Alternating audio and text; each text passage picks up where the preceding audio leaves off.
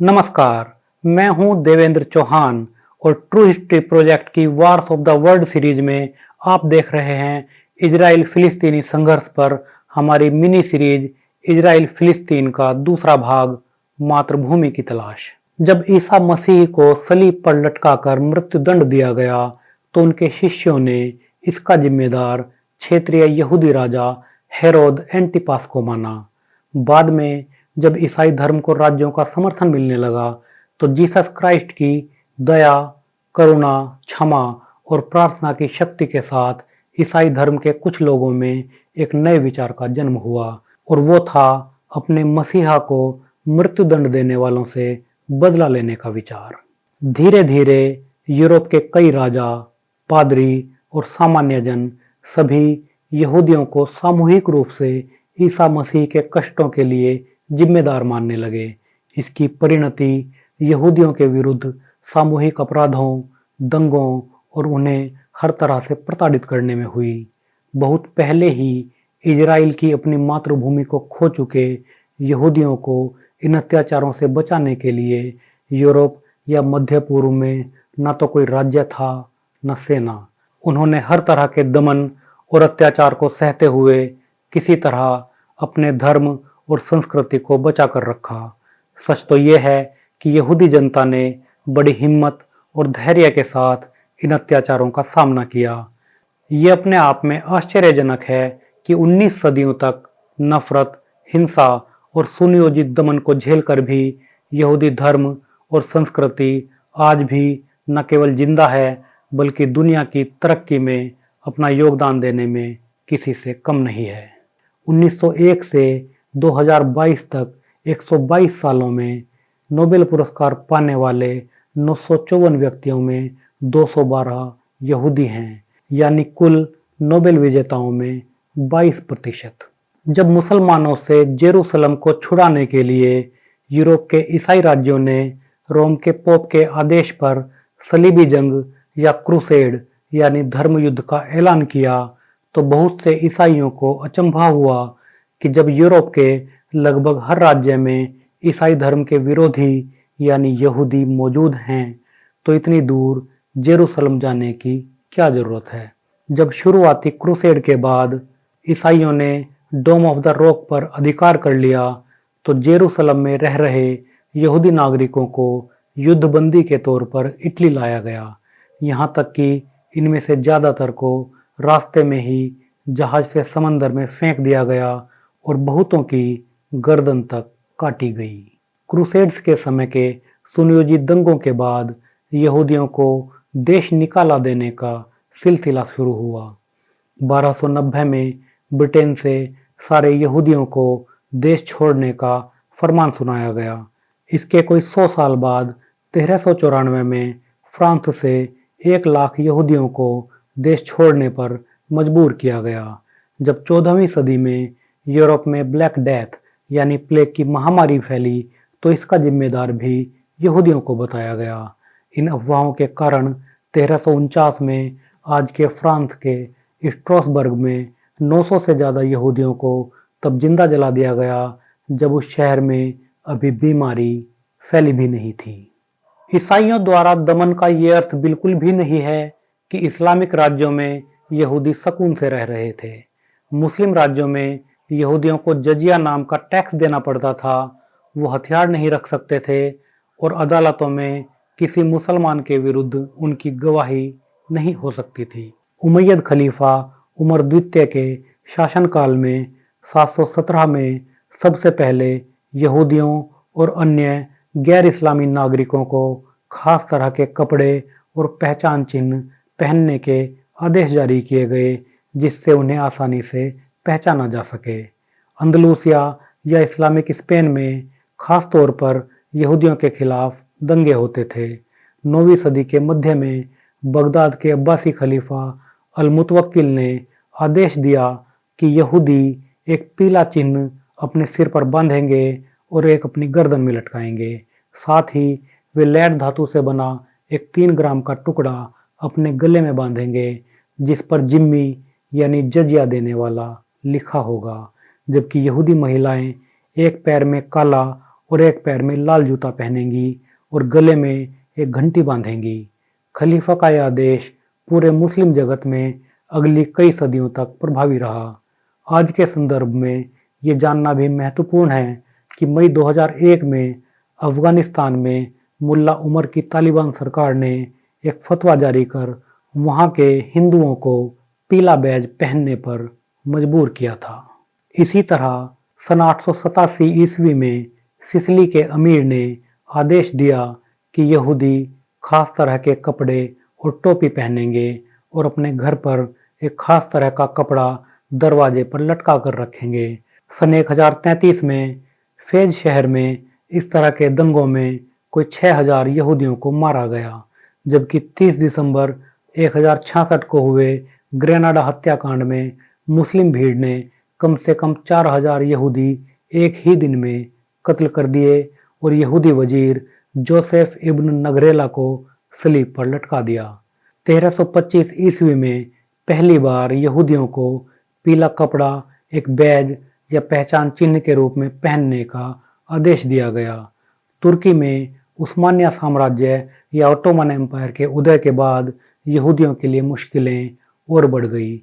यहाँ तक कि उस्मानिया सुल्तान मुराद चतुर्थ ने 1631 में यहूदियों के लिए फिर से विशेष ड्रेस कोड यह कहते हुए लागू किया कि जरूरी है कि यहूदी अपने आप को कुचला हुआ महसूस करें। यूरोप के ईसाई राज्यों के लिए यह आम बात थी कि राजा या प्रमुख पादरी यहूदियों को पहचान के चिन्ह जैसे स्टार ऑफ डेविड या मूसा की टैबलेट्स की आकृति वाला कपड़ा पहनने या गले में लटकाने का आदेश जारी करें। यहाँ तक कि 1555 में खुद रोम के पोप ने यहूदियों को पीली टोपी पहनने का आदेश जारी किया, जिससे किसी भी समाज में उनकी पहचान स्पष्ट हो सके।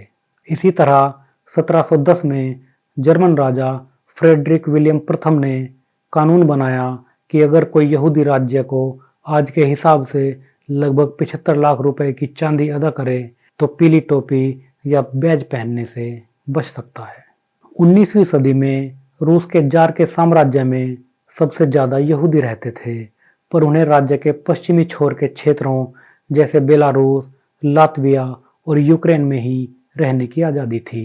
रूस में जार ने यहूदियों के स्कूल और कॉलेज में एडमिशन के लिए एक कोटा निर्धारित किया था ताकि यहूदियों की उच्च शिक्षा पर अंकुश रखा जा सके।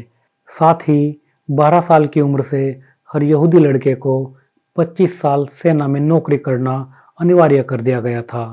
रूस में भी यहूदी विरोधी दंगे आम थे। इसी तरह के दंगे 1882 में यूक्रेन के शहर ओडेसा में हुए, जिनमें रूसी सेना ने भी दंगाइयों को शह दी। इस समय एक यहूदी विचारक जूडा लीब पिंस्कर ने ऑटो इमेंसिपेशन यानी स्वमुक्ति नाम से एक किताब लिखी, जिसमें उन्होंने कहा कि जब तक यहूदियों का अपना देश नहीं होगा, यहूदियों का दमन नहीं रुकेगा।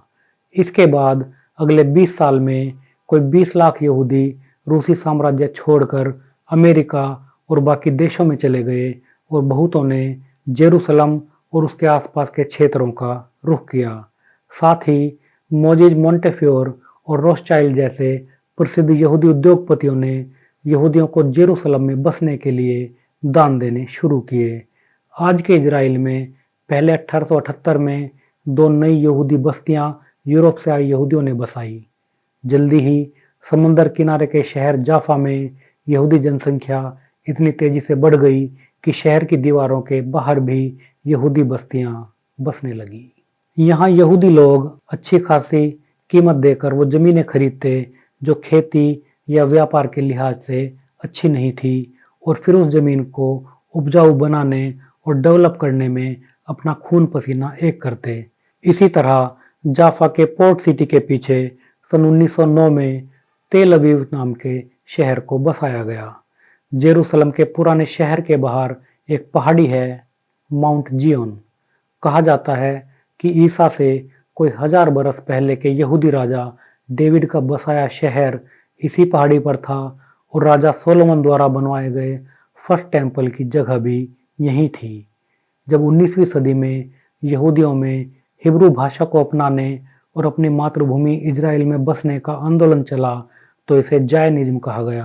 3000 साल तक जब यहूदियों ने हर साल पासओवर और योम किपुर नाम के त्योहारों को मनाया तो इसके आखिर में आशीर्वाद रूप में कहा जाता था कि अगले साल जेरूसलम में मिलेंगे।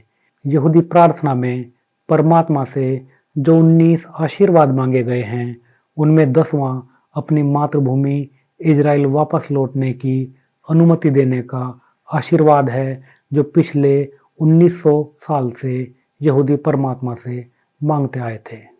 जायनिज्म एक तरह से यहूदियों से अपनी जड़ों की ओर लौटने की अपील का नाम है। इस तरह जेरूसलम और इजराइल की मातृभूमि का विचार यहूदी संस्कृति और धर्म का मूल विचार है। 19वीं सदी में रूस के नागरिक एलियाजार बेन यहूदा नाम के हिब्रू भाषा के विद्वान ने हिब्रू भाषा को आधुनिक बनाने का काम किया, लेकिन एक संगठित राष्ट्र की तलाश के आंदोलन के रूप में जायनिज्म को स्थापित किया हंगरी के पेस्ट शहर में पैदा हुए थियोडोर हर्जल नाम के एक पत्रकार और यहूदी विचारक ने। दरअसल 1894 में फ्रांस में 35 साल के एक यहूदी अल्फ्रेड ड्रेफस सेना में कैप्टन हुआ करते थे। जर्मनी और फ्रांस एक दूसरे के विरोधी थे और एक दूसरे की जासूसी करना आम बात थी। कैप्टन ड्रेफस पर आरोप लगाया गया कि उन्होंने फ्रांस की सेना की गुप्त सूचनाएं पेरिस में जर्मन एम्बेसी को दी हैं। यहूदी होने के कारण ड्रेफस को गद्दार मानने वालों की कमी नहीं थी और इस सामाजिक दबाव का असर उनके मुकदमे पर पड़ा। ड्रेफस को जर्मनी के लिए जासूसी के झूठे मुकदमे में फंसाकर देशद्रोह के आरोप में कैद और एक निर्जन द्वीप पर देश निकालने की सजा दी गई। प्रेस और राजनीतिक गलियारों में ये मान लिया गया था कि चूंकि यहूदियों का अपना कोई देश नहीं है तो इनकी फ्रांस के प्रति वफादारी संदिग्ध है। बहरहाल जल्दी ही पता चल गया कि ड्रेफस बेकसूर हैं, लेकिन उनकी सजा जारी रही। बाद में अदालत ने ड्रेफस को बेकसूर पाया, लेकिन असली गद्दार को सजा नहीं हो सकी। ड्रेफस को फिर से सेना में पद दिया गया। उन्होंने पहले विश्व युद्ध में फ्रांस की ओर से लड़ाई में भी भाग लिया और लेफ्टिनेंट कर्नल के पद से रिटायर हुए, लेकिन इस बहुचर्चित मामले ने ये कड़वा सच सबके सामने ला दिया कि क्रांति और बराबरी की दुहाई देने वाले फ्रांस जैसे देश में भी यहूदियों को धार्मिक आधार पर अन्याय सहना पड़ता है। दरअसल फ्रांस पहला देश था जिसने 1791 में क्रांति के बाद यहूदियों को समान अधिकार दिए थे, जबकि बराबरी का ये अधिकार ब्रिटेन में 1856 में और जर्मनी में 1871 में यहूदियों को दिया गया। जब ड्रेफस का मामला शुरू हुआ तो हर्जेल न्यू फ्री प्रेस नाम के अखबार में पत्रकार थे और उन्होंने इस मामले को प्रेस में कवर किया।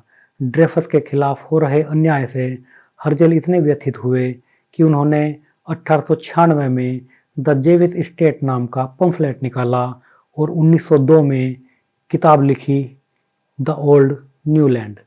अपने लेखों में हर्जेल ने सारी दुनिया के यहूदियों को संगठित होने और प्राचीन इजराइल राज्य की भूमि पर एक स्वतंत्र यहूदी राज्य बनाने के लिए संघर्ष करने का आह्वान किया।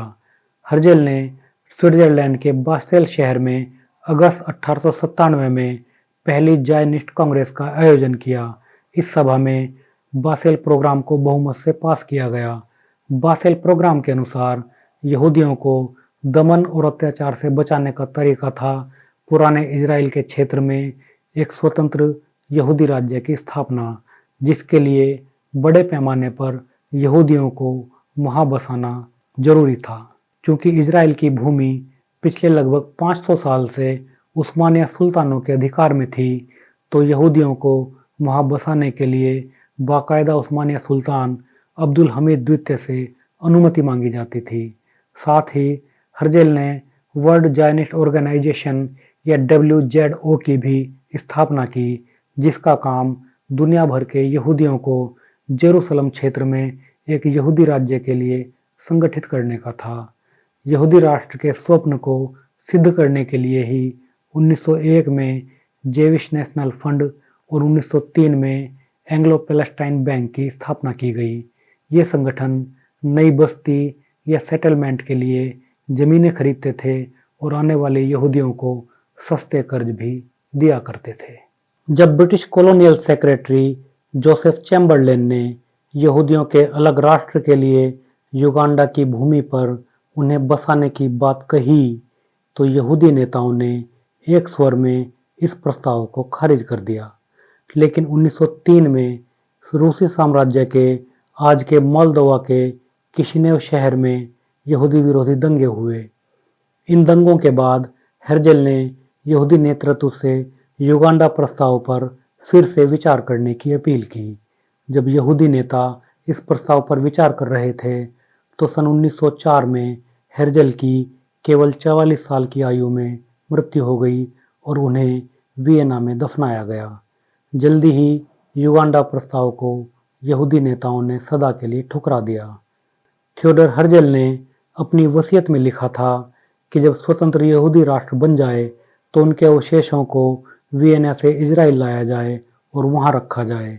जब 1909 में तेल अवीव शहर की नींव रखी गई तो हर्जेल की किताब के हिब्रू टाइटल के आधार पर ही इस शहर का नाम तेल अवीव रखा गया। 1948 में इजराइल की स्थापना के समय जारी किए गए स्वतंत्रता घोषणा पत्र में हर्जेल को इजराइल का राष्ट्रपिता घोषित किया गया। उसी दिन जब डेविड बेन गुरियोन ने इजराइल राष्ट्र की स्थापना की घोषणा की तो उनके पीछे थियोडोर हर्जेल का बड़ा सा पोर्ट्रेट था। पहले अरब इजराइल युद्ध के बाद 1949 में हर्जेल के अवशेष इजराइल लाए गए और उन्हें एक पहाड़ी पर दफनाया गया जिसे आज माउंट हर्जेल कहा जाता है। 1856 में उस्मानिया सल्तनत में यहूदियों समेत सभी नागरिकों को बराबरी का अधिकार दिया गया। हालांकि रियासत के आम मुसलमान अभी भी यहूदियों को एक जजिया टैक्स देने वाले जिम्मी के तौर पर ही देखते थे। 1917 तक सदियों से फिलिस्तीनी अरब अपने आप को उस्मानिया सल्तनत की रियाया के तौर पर ही देखते थे। फिर भी यहूदियों की बढ़ती संख्या ने क्षेत्रीय मुसलमानों में कुछ बेचैनी पैदा की और 1897 में यहूदियों के ज़मीन खरीदने के मामले पर एक मुफ्ती के नेतृत्व में एक अरब कमीशन बनाया गया। इसके 10 साल बाद ऐसे अखबार निकलने लगे जो यहूदियों के जायनिस्ट आंदोलन की खुलकर आलोचना किया करते थे। क्षेत्रीय अरबों को नई यहूदी बस्तियों से और जायनिस्ट आंदोलन से डर तो लगता था पर उन्होंने कभी इसे गंभीरता से नहीं लिया। लेकिन 1917 के आखिर में चीज़ें तेजी से बदलने लगी। ये प्रथम विश्व युद्ध का समय था और उस्मानिया सल्तनत की सेनाएं रूस से शुरुआती हार के बाद पीछे हटने के बावजूद मोर्चे को स्थिर करने में कामयाब रही थी। लेकिन 31 अक्टूबर 1917 को एक बेहद महत्वपूर्ण लड़ाई में दक्षिणी फिलिस्तीन के क्षेत्र में ब्रिटिश सेनाओं ने उस्मानिया फौज को बीरशेबा की लड़ाई में हरा दिया। इस लड़ाई के बाद ब्रिटिश सेनाएं जेरूसलम के दरवाजे पर थी। बीरशेबा की विजय ने पूर्व में प्रधानमंत्री रहे आर्थर बाल्फोर को उत्साहित किया और उन्होंने 2 दिन बाद 2 नवंबर 1917 को ब्रिटेन के प्रमुख यहूदी नेता और उद्योगपति लॉर्ड वाल्टर रोथशाइल्ड को एक आधिकारिक पत्र लिखकर घोषणा की कि ब्रिटिश सरकार फिलिस्तीन में यहूदियों के लिए एक नेशनल होम की स्थापना में हर संभव मदद करेगी। बाल्फोर ने यह भी लिखा कि ब्रिटिश सरकार फिलिस्तीन में गैर यहूदियों के नागरिक और धार्मिक अधिकारों का हनन करने वाला कोई काम नहीं करेगी। इस पत्र को बाल्फोर डिक्लेरेशन का नाम दिया गया और बाद में ये फिलिस्तीनी क्षेत्र के ब्रिटिश मैंडेट में इजराइल की स्थापना में मील का पत्थर साबित हुआ। बाल्फोर डिक्लेरेशन का जहां यहूदियों ने स्वागत किया वहीं अरब के मुसलमानों ने इसे ब्रिटेन द्वारा एक धोखे की तरह माना। मक्का के शेरिफ समेत ज़्यादातर अरब नेताओं ने इसकी आलोचना की। यहाँ तक कि हुसैन बिन अली जिनके 2 बेटों को इराक और ट्रांसजॉर्डन का बादशाह बनाया गया, उन्होंने इस मामले को लेकर 1919 में वर्साई की संधि पर हस्ताक्षर करने से मना कर दिया। प्रथम विश्व युद्ध की समाप्ति पर जब 1919 में फिलिस्तीनी क्षेत्र का मैंडेट ब्रिटेन को मिला तो हिब्रू भाषा में आधिकारिक दस्तावेज में इस भूमि का नाम लैंड ऑफ इजराइल लिखा गया। बाल्फोर डिक्लेरेशन का तुरंत असर तो ये हुआ कि इसने अरबों और यहूदियों के बीच झगड़े बढ़ा दिए और जल्दी ही मध्य पूर्व में यहूदी विरोधी दंगे होने लगे। यहूदियों का मानना था कि फिलिस्तीन कोई देश नहीं है बल्कि एक भौगोलिक क्षेत्र का नाम है, जबकि इजराइल एक सांस्कृतिक और ऐतिहासिक स्थल है जो एक विशेष धर्म के लिए पूजनीय और मातृभूमि है और इसलिए यहूदियों का इस भूमि पर ज़्यादा अधिकार है। दूसरी तरफ अरब लोगों का कहना था कि वो अरबों की ज़मीन पर यहूदी राष्ट्र की कल्पना को कभी साकार नहीं होने देंगे।